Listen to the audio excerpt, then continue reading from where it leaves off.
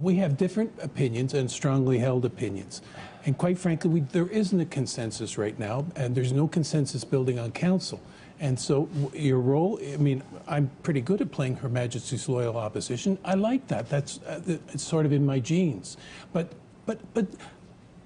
demeaning that the local residents in a democracy, in local municipal government, shouldn't have a say in changes that are taking place, and that the local governments and the representatives shouldn't be representing that if they can find a consensus in their community, I think is preposterous. It's anti-democratic to talk like that. Tip O'Neill, in the biggest and oldest republic in the world, says all politics is local, and the House of Representatives seems to be able to make major decisions affecting the world.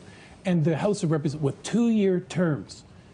And you better, if you're in the House of Representatives, you better be looking over your shoulder. Your job is to find out what the residents want, the people, the citizens want in your district, and then represent those views. And I really find it offensive when people start demeaning that exercise. Somebody just made the comment, Chris, and then Glenn. Somebody just made the comment that we wouldn't be able to build the subway today, and that's the truth. That's the truth. You know why? Because all the residents along Yonge Street would say, what am I going to do for the 2 years when it's under construction? What am I going to do? What's going to happen to me? What we about should be parking? building a subway on Eglinton, not a silly streetcar underground that we're going to regret making. Of course we try to be democratic, but at the end of the day, somebody has to make a decision. And that's where we fall flat. Well, us in politics who've been around for a quarter of a century, we know how to close and when to close. And it's when we have some sort of consensus. Glenn Murray. That's democracy. To use Michael's example, that only works because they have a strong president system in the United States. If you actually had Congress running things without that balance, and I don't disagree with my friends across the way here, because I think there's things that are just missing. For example, to take David's point, he makes a very good point. The mayor shouldn't be sitting down with the chief administrative officer of the city to discuss his political agenda. The mayor should have an executive branch and a policy director and an office, and political staff should develop the mayor's political agenda. Right now, the mayor relies on the administration, and that confuses the relationship between an independent public service and that. One of the things that we did... Sorry, but how is that different from the premier sitting down with his deputy minister who is... No, because the premier has political staff. The premier has ample political staff to develop the premier's agenda, which is then presented. No, I don't think the mayor does. 17 people. He's 21. 21 now? And he's got another one in one of these reports. Compare it to any mayor of any European city or any U.S. city. I had 22 staff, okay, as mayor. In the city of Winnipeg. In the city of Winnipeg.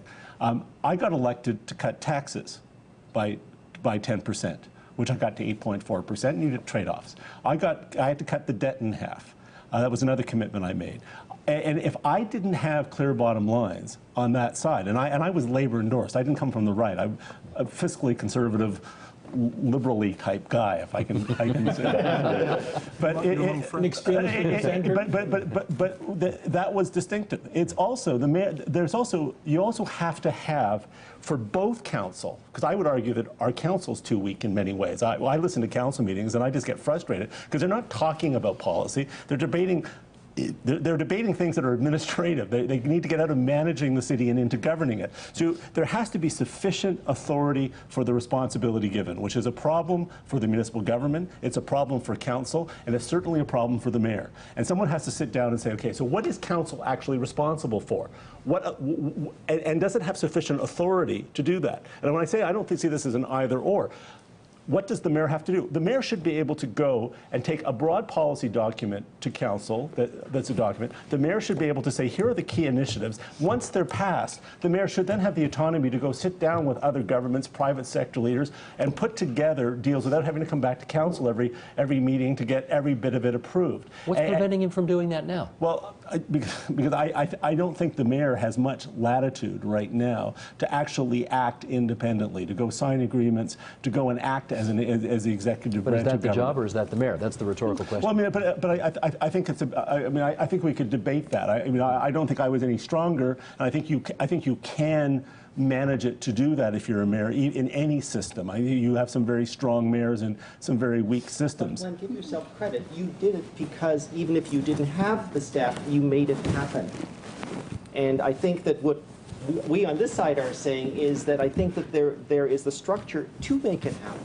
Yeah, but I would say, I think if you went, I would say if you went to Winnipeg, which I think went through the greatest amount of change, to a smaller council, went through more of this reform maybe than any other has. Politicians previously, for years would say, well, our taxes are too high, our streets aren't getting fixed, we don't have enough police officers, no vision, our young people are leaving. And then we went to a strong mayor system, and all of a sudden these things that had previously been impossible, all of a sudden started happening routinely. Now, I'd like to tell you that I walk in water and part the Red Sea, but I wasn't that talented, quite frankly. There was just simply more, I had more capacity to create change than my predecessor. John Matheson wants If we were going to sort of deal with one of the straw men here, which is the ability to have a strong mayor who can deal with the big 3 or 4 priorities that the city needs to address. Things like its fiscal capacity, its big questions of property tax, where it's going to get the revenue from, how it's going to have an economic development strategy, how it's going to deal with its infrastructure deficit, how it's going to approach labor. When I think about those things, those usually aren't things where the primary value is in the consensus that was reached on them. The primary value in those things is the quality of the outcome, what percentage targets you hit, what the outcomes were, what you actually managed to do and get done, what shovels you got in the ground. There is another type of decision, which I think is much more focused on the consensus, on the process, on the engagement. And I think it's something that Christopher was talking about before, which is you can bring in a strong mayor system for the upper level questions. And you can augment it with a greater degree of community involvement on a narrower band of truly local matters. Things like local planning decisions, provided that they're subject to an overarching city plan, like purely local implementation of recreation and other sort of local facilities of that nature to create pockets of community inside a larger space. You can have activation of that, and you can do it by doing things like electing councillors at large. I thought we had that. I thought the idea was to have these local neighborhood councils that would deal with the smaller things. That was precisely why they were created. But the question is about the effectiveness of these things and what their proper relationship is, and whether people, like, I'll agree that to some degree this is about the wielding of the powers that is there. But it is also about empowering the people to wield the powers they have. I mean, looking at the mayor right now, a couple of years ago, he appeared to be in terror of saying, I want to be a strong mayor because I need these powers. Where was the courage to say that? Now he does have the courage to say that, and I applaud him for it. But the real thing is, we're not getting the kinds of outcomes that Glenn was getting in Winnipeg. And so as a user of the city, I say, bring on the outcomes, and if the tools aren't there, let's create the tools to better use them. Michael. Well, first of all, the mayor can have this policy statement, which he basically didn't get wide distribution except at fundraising parties that he had. But if you read it, it's so vague and general. And then taking that and interpreting it and then imposing that as a policy. First of all, under the new City of Toronto Act, which I have here, and I've gotten legal opinion on it and everything else, which I had a lot of battles over. Pick that up and just show everybody. That's a fairly hefty document. That's right. That is the City of Toronto Act as passed by the McGuinty government. That's right. Giving the City of Toronto more powers to do more things. Right. But it doesn't give the power of the mayor on this document to pass policy and then budget for it. It does not. It specifically doesn't allow that. Only council can do that. Council has to approve the policy.